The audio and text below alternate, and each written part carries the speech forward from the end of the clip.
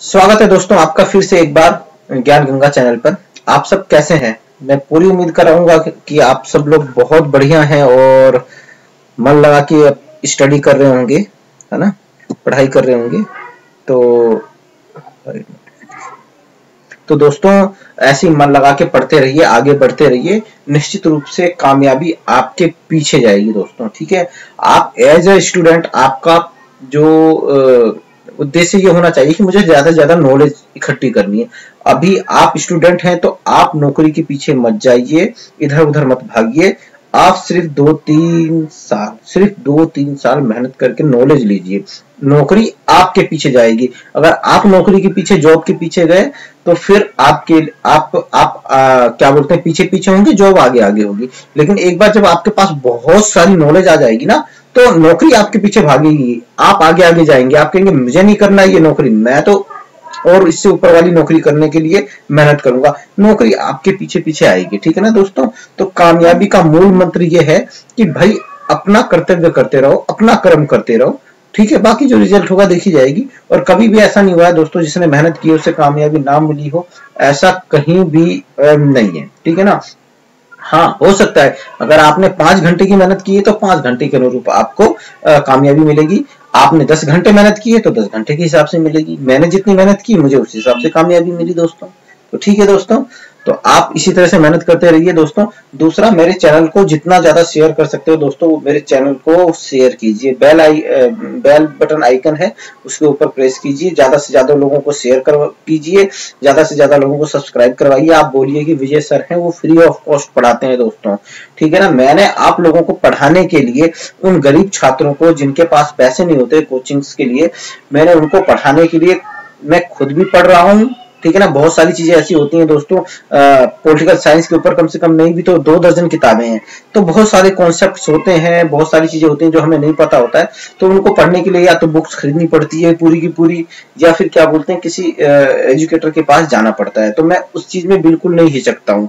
ठीक है ना? आपके लिए मैं वो काम करने में बिल्कुल हिचकता नहीं हूँ। और ऑलमोस्ट कम से कम अगर आप देखोगे दोस्तों तो मैंने लैपटॉप, प्रिंटर, आपका कैमरा, वाईफाई, आपका इलेक्ट्रॉनिक्स टीचिंग पैड है ये, तो ये सारी चीजें करने में मैंने लगभग 70-80 हजार रुपए खर्च कर दिए हैं। तो ये जो मैंने पैसे खर्च किए मैं इनको वसूलना चाहता हूँ, और ये तभी वसूल होंगे जब आप ज्यादा से ज्यादा लोगों को इनको शेयर कर देंगे और ज्यादा से ज्यादा लोग इसको देखेंगे। ठीक है ना? जल्दी से जल्दी हम जितने ज्यादा सब्सक्राइबर होंगे हम फिर लाइव क्लास लेना चालू कर देंगे। ठीक है ना दोस्तों? तो चलो दोस्तों आगे स्टार्ट करते हैं, क्या देखते हैं आज क्या है पढ़ने के लिए।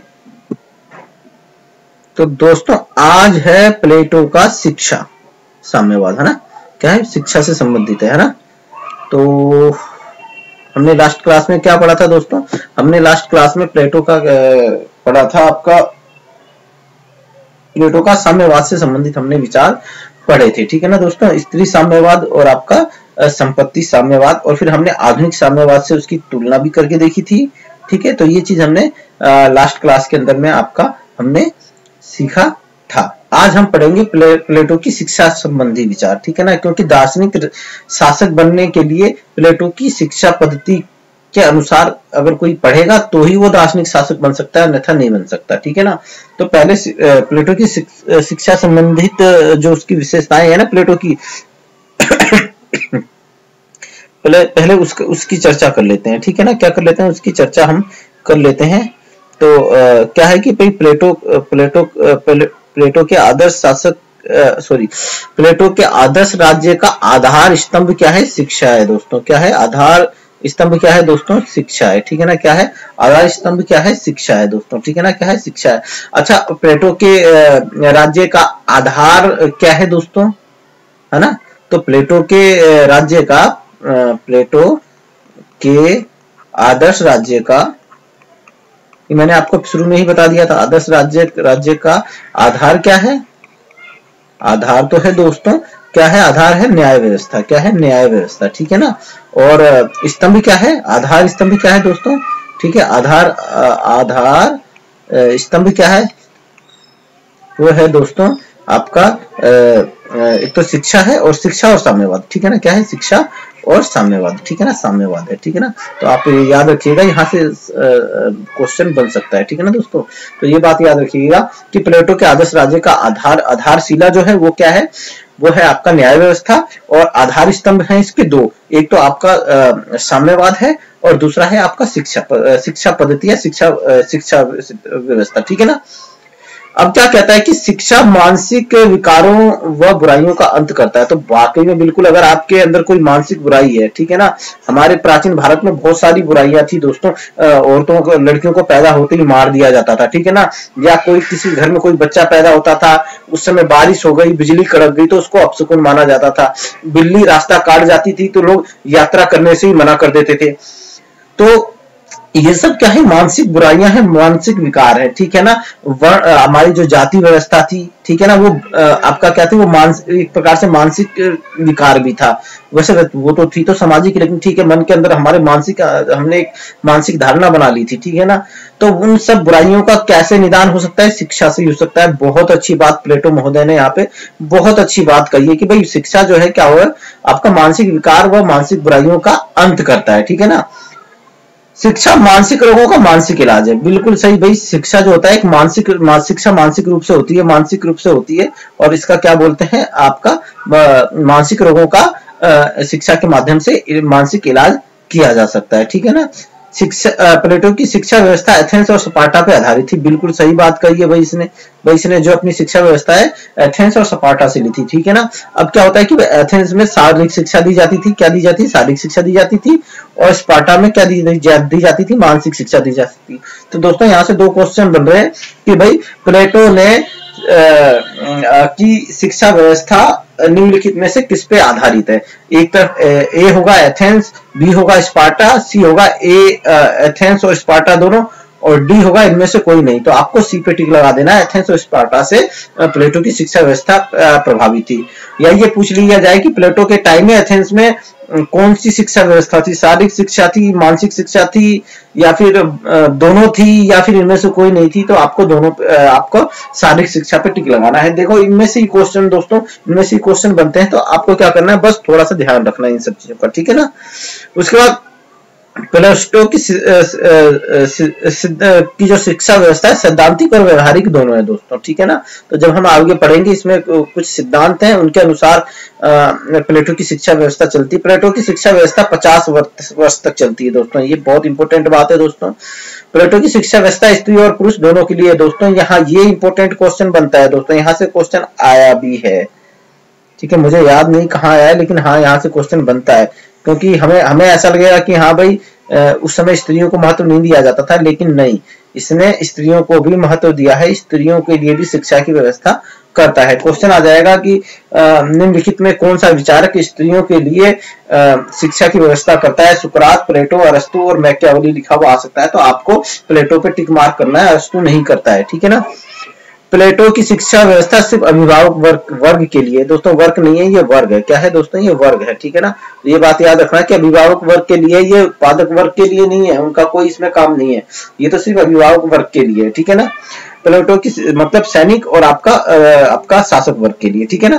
प्लेटो की शिक्षा व्यवस्था का उद्देश्य दार्शनिक वर्ग का निर्माण करना है, बिल्कुल सही बात है दोस्तों।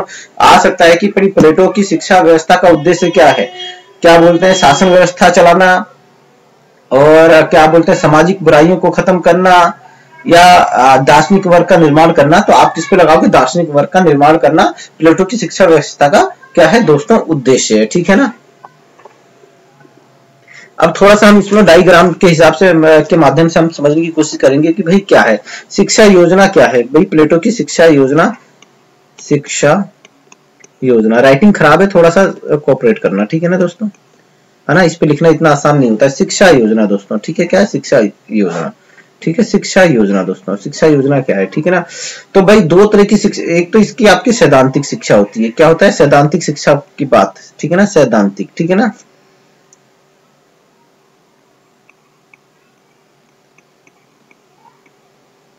सैद्धांतिक शिक्षा की बात करता है ये, ठीक है ना। और इसको भी क्या बोलते हैं, सैद्धांतिक शिक्षा में भी दो तरह की शिक्षा की बात करता है ये, आपका क्या बोलते हैं, एक तो प्राथमिक शिक्षा होगी दोस्तों, क्या होगी, एक होगी आपकी प्राथमिक शिक्षा, एक होगी थोड़ा सा उच्च शिक्षा होगी, ठीक है ना। सैद्धांतिक शिक्षा में भी दो भी होंगी, एक प्राथमिक होगी प्राथमिक शिक्षा, और आपकी होगी क्या बोलते हैं आपका उच्च शिक्षा होगी दोस्तों। क्या होगी? उच्च शिक्षा, उच्च शिक्षा, ठीक है। अब प्राथमिक शिक्षा में भी दो तरह की शिक्षा होगी दोस्तों। क्या होगी? पहली तो होगी आपकी क्या बोलते हैं 7 से 18 वर्ष। क्या होगी? 7 से 18 वर्ष की शिक्षा होगी, ठीक है ना, वर्ष की शिक्षा होगी। और इसमें क्या होगा दोस्तों, इसके अंदर जो होगा क्या बोलते हैं, इसमें नागरिकों के सामाजिक विकास और चरित्र निर्माण किया जाएगा। क्या होगा? सामाजिक विकास, सामाजिक विकास व चरित्र निर्माण होगा। इसमें क्या होगा? चरित्र निर्माण होगा, ठीक है ना। तो क्या कहना है दोस्तों कि भाई 7 से 18 वर्ष की शिक्षा के अंदर में प्लेटो ने सामाजिक विकास व चरित्र निर्माण किया जाएगा इसके अंदर में नागरिकों का, ठीक है ना। और क्या होगा दोस्तों इसमें देखते हैं। अब व्यायाम क्या होगा कि दोस्तों इसमें क्या होगा, संगीत और व्यायाम की शिक्षा अनिवार्य होगी। 7 से 18 वर्ष में क्या होगा, संगीत और आपका संगीत और व्यायाम की शिक्षा अनिवार्य है दोस्तों, अनिवार्य है, ठीक है ना। तो क्या है दोस्तों, एक यहाँ पे ये बिंदु बना लीजिए, ठीक है ना, और दूसरा है आपका संगीत और व्यायाम की। अब क्या है दोस्तों कि भाई जो होता है आपका व्यायाम, अगर क्या बोलते हैं, अगर हम व्यायाम करते हैं ना तो हम हिष्ट पुष्ट रहेंगे, ठीक है ना। क्या होगा? हिष्ट पुष्ट रहेंगे और हमें दवाइयों की जरूरत नहीं पड़ेगी। तो ऐसा प्लेटो 7 से 18 वर्ष की आयु में इसीलिए व्यायाम पे जोर देता है, ताकि क्या हो कि भाई आपका जो होगा कि हमारा शरीर हिष्ट पुष्ट रहेगा और क्या बोलते हैं हमें दवाइयों की आवश्यकता भविष्य में नहीं पड़ेगी।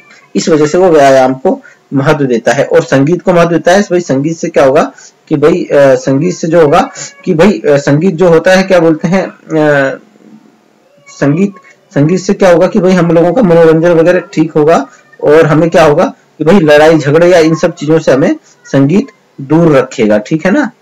तो ये चीज है, संगीत और व्यायाम की शिक्षा पे बल देता है। वो संगीत के लिए ये कहता है कि भाई संगीत होगा, अगर भाई संगीत की शिक्षा दी जाएगी तो भविष्य में क्या होगा, न्यायालय की जरूरत नहीं पड़ेगी। लेकिन इसने ऐसा किस संदर्भ में कहा, उसका कहीं प्रमाण मेरे को मिलता नहीं है।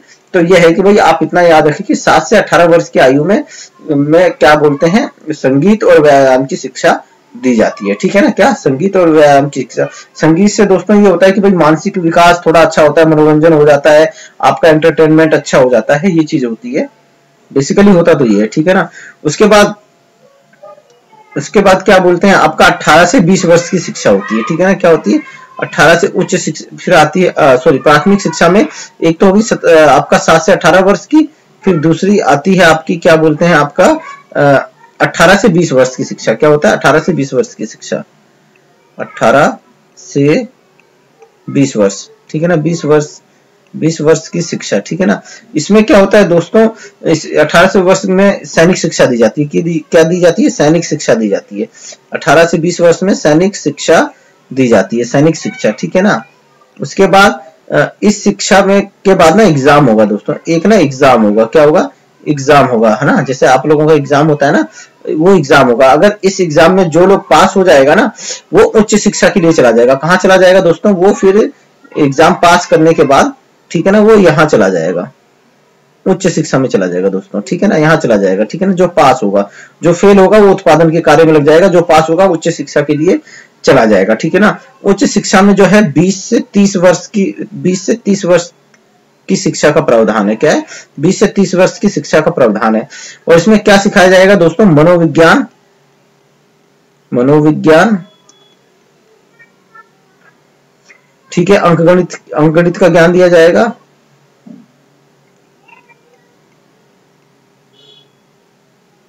ठीक है, आपका रेखा गणित सिखाई जाएगी,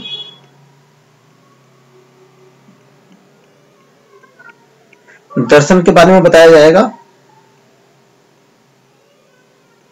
के बारे में बताया जाएगा, ठीक है ना। और दर्शन के बारे में बताया जाएगा। इसके बाद फिर एक एग्जाम होगा, एग्जाम, ठीक है ना। और जो पास हो जाएगा, ठीक है ना, वो उसको फिर आगे भेज दिया जाएगा, ठीक है। वो हो जाएगा आपका, क्या बोलते हैं, आपका वो आपका क्या बोलते हैं, फिर उसके बाद जो पास हो जाएगा, ठीक है ना, जो पास हो जाएगा वो फिर 30 से 35 वर्ष की शिक्षा के लिए चला जाएगा। क्या, 30 से 35 वर्ष की शिक्षा के लिए आगे चला जाएगा। जो फेल हो जाएगा वो उसको सैनिक में भेज दिया जाएगा। किसमें भेज दिया जाएगा? सैनिक के कार्यों में भेज दिया जाएगा। जो पास हो जाएगा 30 से 35 वर्ष की शिक्षा के लिए पहुंच जाएगा। और यहां से 30 से 35 वर्ष में वो क्या करेगा दोस्तों? 30 से 35 वर्ष की शिक्षा में दोस्तों वो जो करेगा वो द्वंद्व व दर्शन की पढ़ाई करेगा। क्या करेगा? द्वंद्ववाद और दर्शन की पढ़ाई करेगा। द्वंद्व व दर्शन, ठीक है ना, वह दर्शन की, ठीक है ना, दर्शन की पढ़ाई करेगा, ठीक है ना। यहाँ पे वो द्वंद्व और दर्शन की पढ़ाई करेगा आपका 30 से 35 के बीच में, ठीक है ना। फिर एक एग्जाम होगा और उसमें जो पास होगा वो कहाँ भेज दिया जाएगा दोस्तों? वो उच्च शिक्षा के लिए भेज दिया जाएगा। क्या? उच्च शिक्षा के लिए भेज दिया जाएगा, ठीक है ना। सबसे सर्वोच्च शिक्षा होगी ये उच्च शिक्षा, ठीक है ना। दार्शनिक राजा बनाने वाली, दार्शनिक शासक बनाने वाली शिक्षा है ये दोस्तों। ये वाली उच्च शिक्षा नहीं है, ठीक है ना, ये वाली उच्च शिक्षा नहीं है, ये दार्शनिक शासक बनाने वाली शिक्षा है दोस्तों, ठीक है ना। अब इसकी जो पढ़ाई है वो कितनी चलेगी? 35 से 50 वर्ष की दोस्तों। क्या है? दार्शनिक शासक को कब तक पढ़ना पड़ेगा? 50 वर्ष तक पढ़ेगा दोस्तों, जैसा कि हमने पिछली प्रीवियस क्लासों में जिक्र किया था, ठीक है ना। अब ये क्या है कि दोस्तों इसमें 35 से 50 तक की शिक्षा होगी, ठीक है ना। इसमें व्यवहारिक ज्ञान दिया जाएगा दोस्तों, व्यवहारिक ज्ञान दिया जाएगा दोस्तों, ठीक है ना। व्यवहारिक मतलब व्यवहारिक शिक्षा दी जाएगी। मतलब व्यवहार में वो सीखेगा कि भाई क्या होता है, कि भाई वो उसको कहीं नियुक्त कर दिया जाएगा, वो वहां पे क्या बोलते हैं मंत्री का कार्य संभालेगा या किसी अधिकारी का कार्य संभालेगा और व्यवहार में सीखेगा दोस्तों, ठीक है ना। और फिर वो सीखने के बाद जब पास होगा ना, अगर वो पास हो गया तो उसकी शिक्षा पूर्ण हो जाएगी। क्या हो जाएगा? वो शिक्षा पूर्ण हो जाएगी, ठीक है ना। और पूर्ण होने के बाद, पूर्ण शिक्षा के बाद वो क्या होगा? दार्शनिक शासक बन जाएगा दोस्तों। क्या बन जाएगा? दार्शनिक शासक बन जाएगा दोस्तों, ठीक है ना। क्या होगा? दार्शनिक शासक बन जाएगा। तो ये है आपकी शिक्षा प्रणाली की भाई सैद्धांतिक शिक्षा होगी, एक उच्च शिक्षा होगी। सैद्धांतिक शिक्षा में पहले 7 से लेकर 18 वर्ष की शिक्षा दी जाएगी, जिसमें सामाजिक विकास और चरित्र निर्माण के लिए क्या होता है? संगीत और व्यायाम की शिक्षा दी जाएगी दोस्तों। भाई चरित्र निर्माण कैसे होता है? आपका चरित्र निर्माण होता है जब आप संगीत वगैरह सीखते हो, ठीक है, तो आपका चरित्र निर्माण होता है। और व्यायाम से क्या होगा दोस्तों? आप हिष्ट पुष्ट हो जाएंगे और आपको क्या होगी? दवाइयों की, औषधियों की आवश्यकता नहीं होगी, ठीक है ना। ठीक है, उसके बाद दूसरी शिक्षा है 18 से 20 वर्ष की शिक्षा। इसमें सैनिक से संबंधित शिक्षा दी जाएगी भाई। उसमें तलवार, भाले चलाना, दौड़ना, कुश्ती, ये सब होगा। और उसमें जो पास हो जाएगा उसको उच्च शिक्षा के लिए आगे भेज दिया जाएगा, ठीक है ना। जो फेल हो जाएगा वो उत्पादन के कार्य में लग जाएगा, ठीक है ना। तो उस उच्च शिक्षा में की शिक्षा जो होगी 20 से 30 वर्ष की शिक्षा होगी। इसमें मनोविज्ञान, अंक गणित, रेखागणित, दर्शन शास्त्र वगैरह इन सब चीजों का अध्ययन करवाया जाएगा, ठीक है ना। जो इसमें फेल हो गया वो तो चले जाएगा फिर सैनिक में, और जो पास हो जाएगा वो कहाँ चला जाएगा दोस्तों? वो द्वंद्व और दर्शन की शिक्षा लेने के लिए 30 से 35 वर्ष की शिक्षा ग्रहण करने के लिए चला जाएगा। और फिर वहां पे वो द्वंद्व व दर्शन की शिक्षा प्राप्त करेगा। और अगर वो वहां पे पास हो जाता है तो उसे व्यवहारिक शिक्षा के लिए भेज दिया जाएगा, जो 35 से 50 वर्ष तक 15 वर्ष तक चलेगी, ठीक है ना। और फिर उसमें अगर वो पास हो जाता है तो वो क्या होगा? वो दार्शनिक शासक बन जाता है दोस्तों, ठीक है ना। क्या बन जाएगा? वो दार्शनिक शासक बन जाएगा साथियों, ठीक है। अब उसके बाद क्या बोलते हैं आपका, इसका एक बार थोड़ा सा हम वो भी आलोचना पढ़ लेते हैं ना।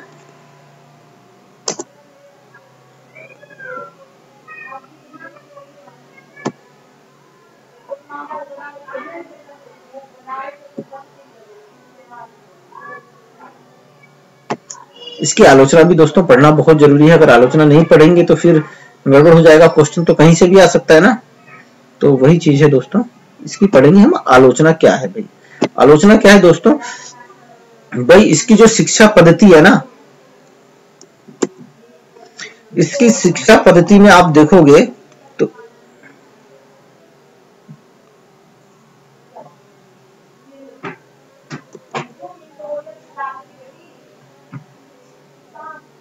कोई बहुत ज्यादा महत्व नहीं होता, लेकिन फिर भी दोस्तों आपको पता होना चाहिए कि भाई इसकी शिक्षा पद्धति की आलोचना क्या है ना।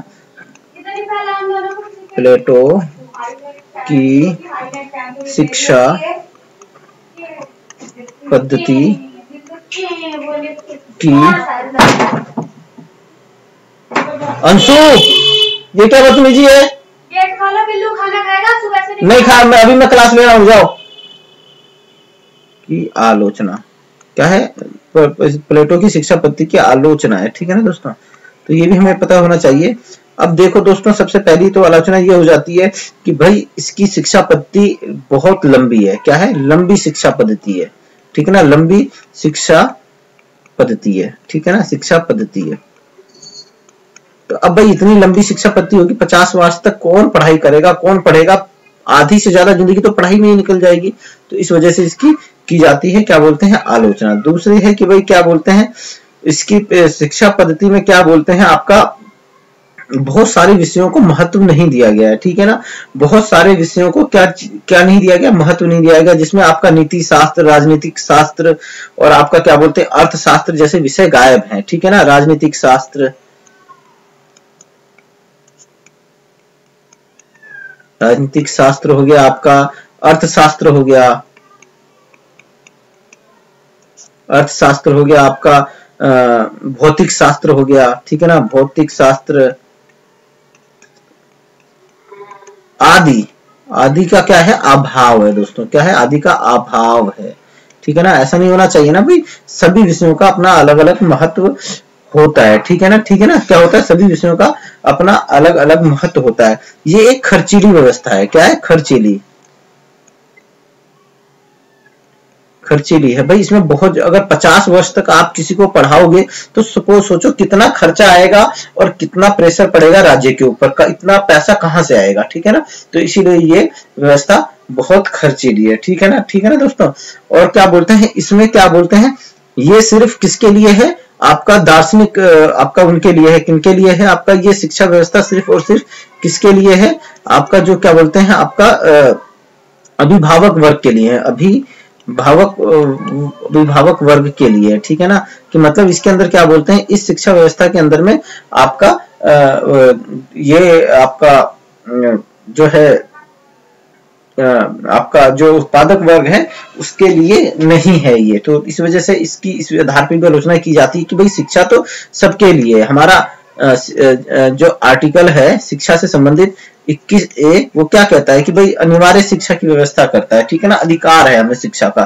तो इसी वजह से इसमें सिर्फ अभिभावक वर्ग के लिए है, इसलिए इसकी इस आधार पे भी आलोचना की जाती है, ठीक है ना। दूसरा 7 वर्ष से 18 वर्ष की शिक्षा जो है, 7 से 18 वर्ष की शिक्षा, उसमें क्या बोलते हैं, सिर्फ संगीत और व्यायाम पे जोर दिया जाता है। जबकि ये भी गलत है दोस्तों। आज की टाइम में आप देखते हो तो हम 7 से 18 वर्ष की आयु में भी बहुत सारी चीजें सिखाई जाती है। नैतिक शास्त्र, नैतिकता के बारे में बनाया जाता है, सामाजिकता के बारे में बताया जाता है। तो इन सब आधारों पे इसकी क्या की जाती है दोस्तों, आलोचना की जाती है दोस्तों, ठीक है ना। तो अब ये हमारा यहाँ पे चैप्टर होता है खत्म। प्लेटो के अंदर सिर्फ एक चीज बची है, वो है कि भाई प्लेटो का, ठीक है ना, क्या, आदर्शवत राज्य, ठीक है ना। तो हम प्लेटो का आदर्शवत राज्य जो है हम एक क्लास के अंदर में वो आपको समझा दूंगा और यहाँ से हमारा प्लेटो हो जाएगा खत्म। और आपका आगे अगली क्लास से हम क्या बोलते हैं जल्दी चालू कर देंगे, अरस्तु चालू कर देंगे, ठीक है ना दोस्तों।